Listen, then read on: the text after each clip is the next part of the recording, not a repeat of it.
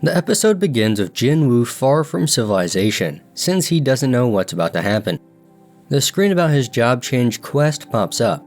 It's the quest that showed up after he passed level 40 from his last raid. He's run into 2 dungeons accessible with key items before, but the only quest he's been forced to take on immediately were the penalty and emergency ones. His current one seems to be optional, and he's been given time to decide.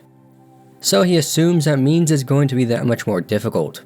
The logical assumption is that this is an important event that'll make him stronger by earning skills best suited for his job. He accepts the quest, which summons a gate. However, before he goes in, he remembers his daily quest, but decides to do it when he gets back, and walks inside. It cuts to an armored figure, waiting in front of a throne. Jinho is awkwardly sitting with his dad. Someone enters the room, and apologizes for being late, and we find out that this is Jinho's brother. Jinwoo is noticing that the dungeon seems surprisingly normal so far. He gets a notification that he can't use potions or full recovery. He's also not able to leave until the quest is finished. He hears something approach in the distance and pulls out his dagger. We see it's a solo knight. The knight charges forward. Jinwoo slashes it, but nothing happens. Jinwoo blocks the next attack and activates Fatal Strike. This time he tries to pierce it through the chest, but it's no good. Jinwoo decides to grab the knight and rips it apart. As he does that, a group of knights appear. Jinho's father asks Jin Sung how are things with establishing his guild. He's heard the S-rank hunters he's been making offers to have all declined. Jin Sung tells him that's true, a couple have, but it won't be an issue. He's got negotiations underway with European and Middle Eastern hunters. They're likely to sign if they agree to their terms. Jin Sung brings up that he knows Jinho has been working on something of his own in secret, buying up the rights to several C-rank raids at a high price, trying to establish his credentials. He's fine with that for a personal project, but don't even think about getting in his way. Jinho thinks about Jinwoo, and thinks if they had any idea of the kind of power he has on his side. He tries to catch his breath, but he notices a knight attacking him from behind. He's then attacked by a projectile, realizing it's a mage using light magic, and wonders what's going on. It's like he's revisiting his past battles. This quest is even tougher than he imagined. The different kinds of beasts all have different weaknesses. Without enough strength, the knight won't take damage. Without enough perception, the assassins can't be detected. And the real issue is the mages. They probably need intellect as a counter, but he hasn't really invested in that stat so far, and realizes he needs to end this fight soon, due to his fatigue stat. We see Jong-in walking through a hallway to meet a group of hunters on a rooftop, telling them the time has finally come. Jinwoo is finally able to take a breather. Thankfully, the beasts drop items that are useful. He also gets some notifications for some armor and decides to put them on, but he's able to turn them invisible, so we don't see them. With his fatigue recovered, he decides to move on to the next stage. He reaches an ornate door, wondering how bad it's going to be on the other side. As Jinwoo enters, the room begins to light up, revealing an empty throne. We see the figure from before walk out from behind a pillar. Jinwoo prepares to fight. The sight, the sounds, and the way it feels, his entire body remembers. This is the pressure on the level of what he felt during the double dungeon. And all that intensity is coming from the figure before him. Igris charges forward and slashes. The slash chops through the pillar like they're dry branches. Jinwoo blocks the next attack, but is sent flying. Jinwoo is sent flying a second time. The moment Jinwoo touches the ground, Igris is already in front of him. Jinwoo goes on the offensive, but Igris simply dodges. However, Jinwoo is able to land an attack on his side, but much like before, the armor stops it from going through. Igris counters with an overhead slash, which Jinwoo is able to block. They're equals in terms of speed, but Igris is much more powerful, and because of his armor, Jinwoo's dagger isn't doing anything. Still, he doubts he can win without a weapon, but it's the only way he can think to deal any damage through his armor. Igris plants his sword and throws away his backup daggers. Director Jin Chul is having a conversation with Chairman Gun Hae. The conversation isn't important, cause at the end of it, the chairman gets a call from Jong-in. He wanted to thank the chairman before they head out. He's grateful he approved the operation. But the chairman tells him no thanks needed. It's all because he kept Jeju Island's name afloat in his interviews. That's kept it in the public's consciousness and is swaying their opinion. All he did was help tip the scales a bit, and he's prepared to take the brunt of any criticism that comes from doing so. And tells Jong-in to be careful. Jeju Island is dangerous business. Jong-in is well aware the point of the expedition is to assess the threat level.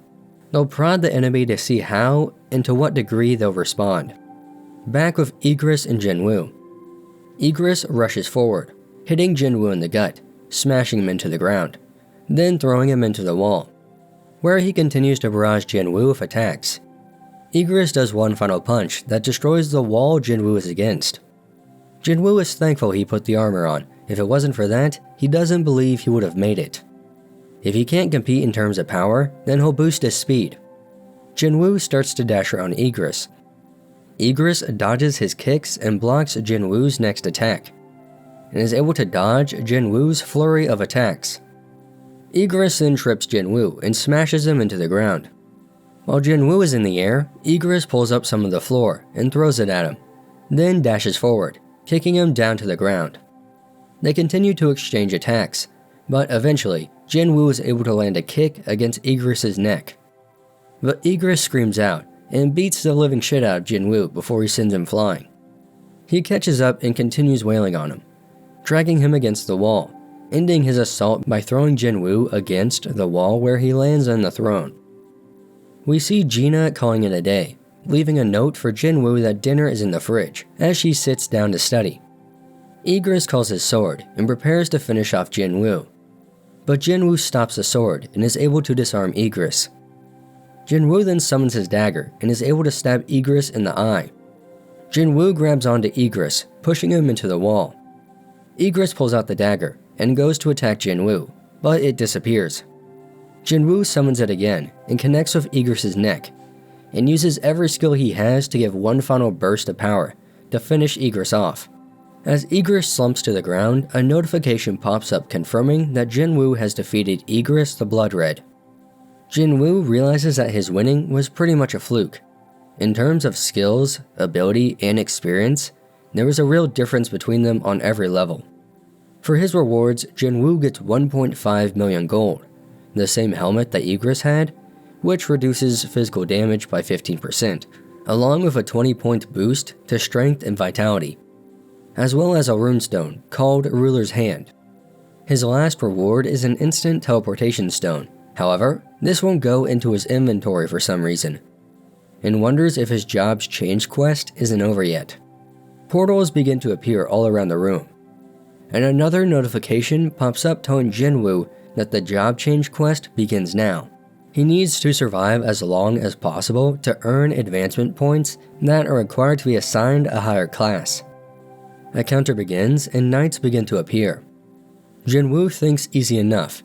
He's faced these knights already, and they're nowhere near Igris' level. The transport carrying Jong-in and his party takes off. Jinwoo is able to keep up with the fighting, but more and more keep coming. He thinks the key to this quest is how long he can last. So he activates stealth. He's got a decent amount of MP left. He'll buy as much time as he can. However, a mage activates something that sees through his stealth.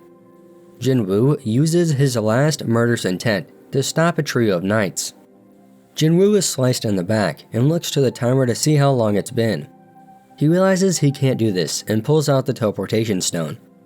However, a knight appears and hits Jinwoo, causing him to drop the stone.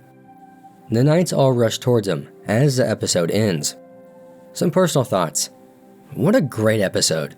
I'm kind of almost speechless. I can't really think of anything to say. The direction was good, the action was good, the world building is still there. This was just a solid episode. I can't wait for this next episode. I'm not even going to talk about it because I don't want to spoil anything. I'm just super excited for it. So sorry that there's not really any personal thoughts for this one. I just don't want to spoil anything because I don't know what they're going to cover next week for the finale. I also hope they announce Season 2 at the end of next episode. We all know it's going to get a season 2, we just don't know when it's going to come out. I mentioned it last video and I'll probably mention it tomorrow as well, but I plan on making my what will I be watching for spring anime video soon. It should be up next week, so look forward to that. As always, if you enjoy what I do, consider subscribing. It's a good way to show your support.